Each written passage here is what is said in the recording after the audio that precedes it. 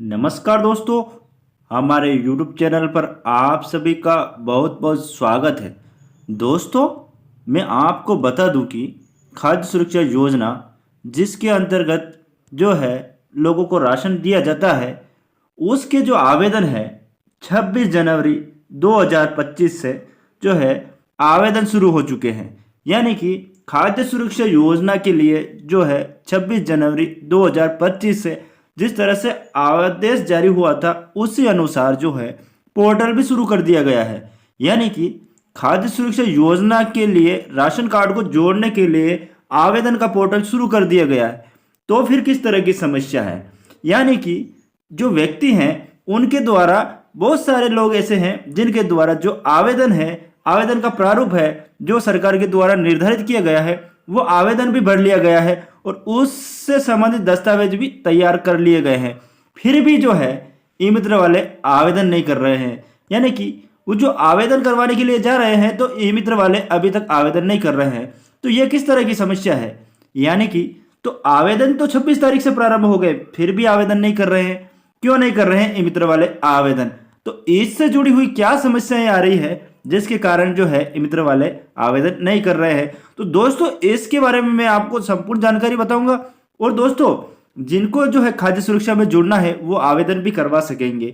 तो मैं इसके बारे में भी जानकारी बताऊंगा कि क्यों आवेदन नहीं कर रहे हैं और इससे जुड़ी हुई पोर्टल पे क्या समस्या आ रही है।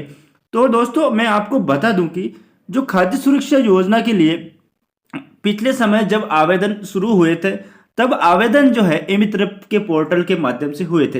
यानी कि ई मित्र के माध्यम से जो है आवेदन लिए गए थे, जिसके अंतर्गत जन आधार से आवेदन हुए थे। वर्तमान में जो है आवेदन तो शुरू हो गए हैं खाद्य सुरक्षा के अंतर्गत राशन कार्ड को जोड़ने के लिए। जो कि पोर्टल जो शुरू हो चुका है वो पोर्टल जो है जो वेबसाइट से हुआ है, जिसके अंतर्गत काफी सारी समस्याएं रह गई है। यानी कि आवेदन करने के लिए काफी तरह की समस्याएं का सामना जो है लोगों को करना पड़ रहा है, यानी कि ई मित्र धारकों को करना पड़ रहा है।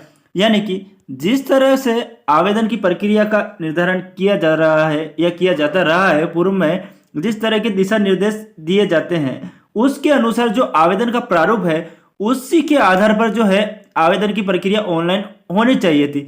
लेकिन वह जो आवेदन की प्रक्रिया है उसी तरह से नहीं हो रही है। यानी कि जब भी वेबसाइट से आवेदन की करने के लिए ई मित्र प्रयास कर रहा है, ई मित्र धारक प्रयास कर रहा है तो उससे आवेदन हो रहा है। लेकिन जिस तरह का ग्रामीण और शहरी आवेदन का प्रारूप दे रखा है, यानी कि जो निर्धारित प्रारूप के अनुसार जो निर्देश दिए गए थे उसको भरने के साथ ही उसे अपलोड करना था, जिस कैटेगरी से संबंधित दस्तावेज और जिस तरह से आवेदन दे रखा उसको अपलोड करना था। लेकिन जब वेबसाइट पर जाते हैं और वहां से आवेदन की प्रक्रिया की जाती है, जिला सेलेक्ट करने के बाद जब करने की प्रक्रिया की जाती है तो वहां पर सबसे बड़ी समस्या पहले आती है कि संबंधित राशन कार्ड में जो सदस्य जुड़े हुए हैं उनके आधार सीडिंग नहीं है। सबसे पहले ये समस्या आती है कि उनके आधार सीडिंग नहीं है। यानी कि जब राशन कार्ड बनाए गए थे आधार कार्ड नंबर तो डाले गए थे, लेकिन उस साइट पे वहां पर आधार नंबर शो नहीं हो रहे हैं।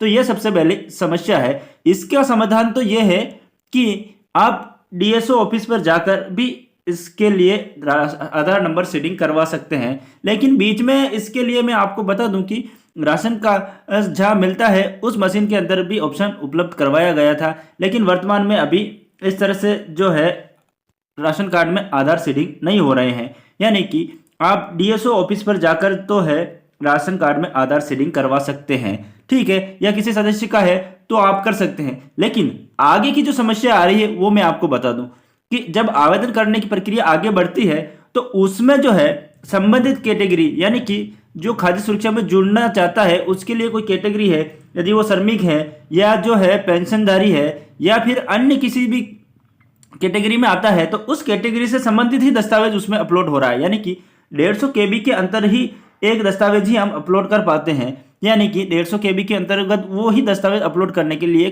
कहा जा रहा है। यानी कि जो आपके द्वारा जो फॉर्म भरा गया था संबंधित कैटेगरी से संबंधित, यानी कि जो निर्धारित प्रारूप में, यानी कि ग्रामीण और शहरी से संबंधित, तो उसको अपलोड करने के लिए यानी कि कोई जो है वहां पर ऑप्शन नहीं अवेलेबल है, तो वो क्या करे? तो इसके लिए क्या है कि ये सीधा पोर्टल से हो रहा है। तो सरकार के द्वारा इसमें एक कमी रखी गई है कि यदि ये आवेदन होने चाहिए थे तो ई मित्र से होने चाहिए थे। यानी कि पूर्व में जो आवेदन हुए थे ई मित्र से हुए थे और वर्तमान में सीधे पोर्टल से शुरू कर दिए गए हैं।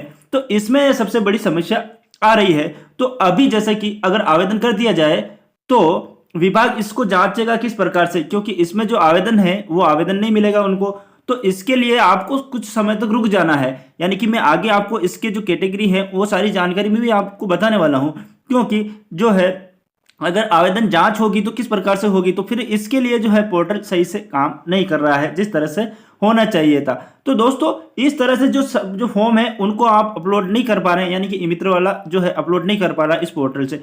अगर वो पोर्टल ई मित्र के अंदर उपलब्ध होता तो वो सारी चीज़ों का जो है समाधान हो जाता था, लेकिन अभी इस तरह का कोई भी ऑप्शन या सही तरह से साइड का जो है चालू नहीं हुई है।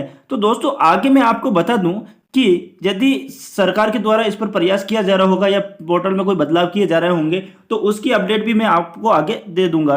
तो दोस्तों अब हम यहाँ देख लेते हैं जो आदेश जारी हुआ था उसमें क्या प्रारूप दिया गया था और किस तरह से जो है आवेदन के लिए प्रक्रिया दी गई थी, और वो आवेदन की प्रक्रिया जो है पोर्टल पर उपलब्ध नहीं हो पाई है।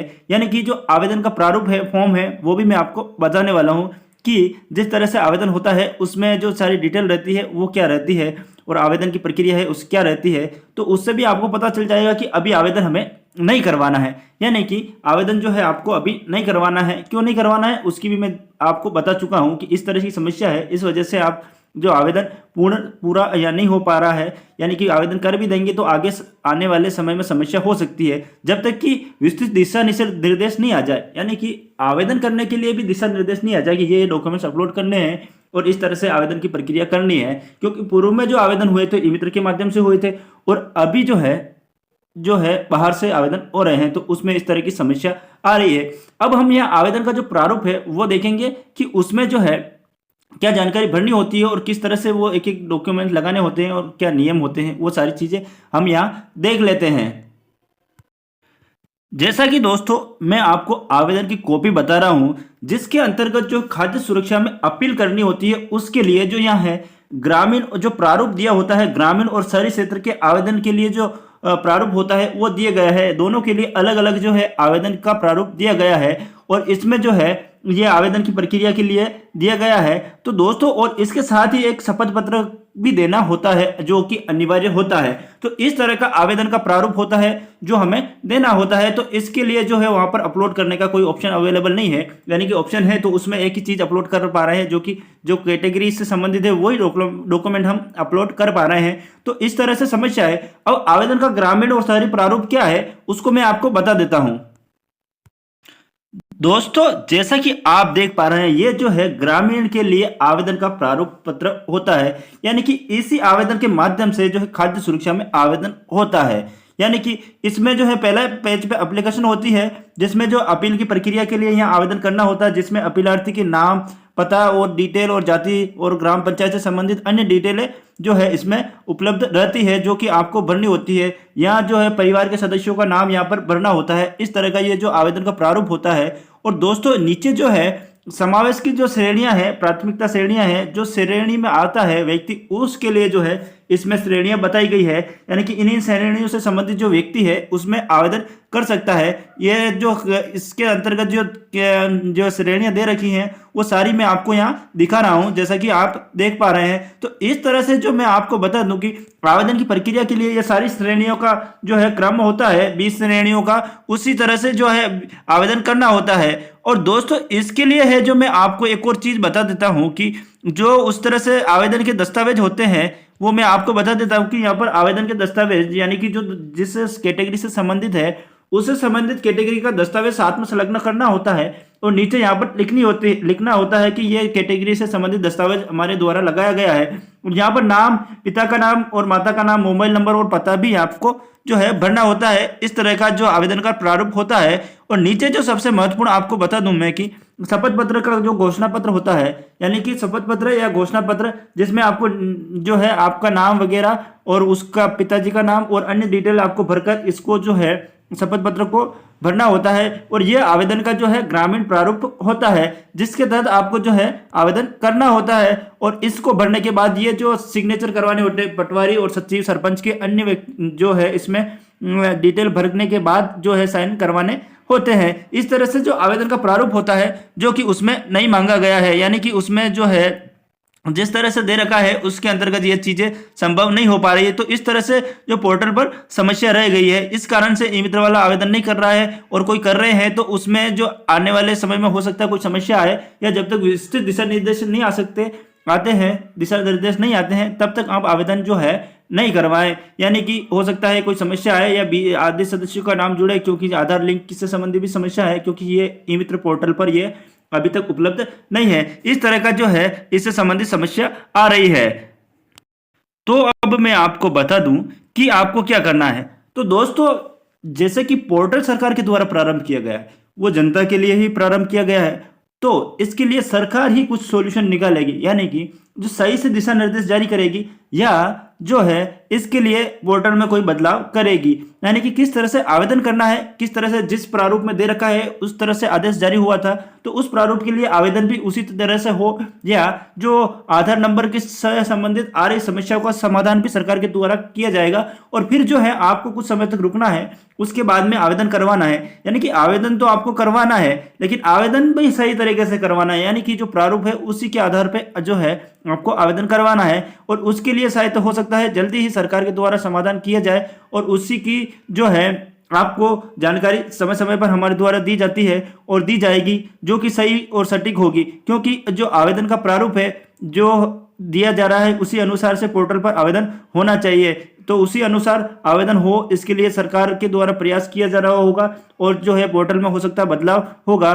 तो दोस्तों, इस प्रकार से ये जानकारी थी, जिससे कि अब सरकार के द्वारा काफ़ी लंबे समय से इंतजार के बाद पोर्टल चालू हुआ, तो लोग जो है इसके लिए परेशान हो रहे हैं। तो दोस्तों, इसके लिए कुछ समय का वेट करें, ताकि सही से पोर्टल को चालू किया जाए और आपको जो है इसके आवेदन के लिए जो है प्रक्रिया सही से जो जानकारी प्राप्त हो, और फिर आपका जो है आवेदन ई मित्र माध्यम से करवाएं। जब तक ई मित्र वाला आपको सही जानकारी नहीं दे दे और आवेदन नहीं कर दे, तब तक आपको रुके रहना है। जब तक दिशा निर्देश नहीं आ जाए उसके पास, या पोर्टल पर जो है इसका सही से जो है आवेदन नहीं होना शुरू हो जाए, तब तक आप रुके रहें और फिर आप आवेदन जो है करवाएं। तो दोस्तों, अगर आपको यह वीडियो पसंद आए तो वीडियो को लाइक करें तथा चैनल को सब्सक्राइब करना ना भूलें। धन्यवाद।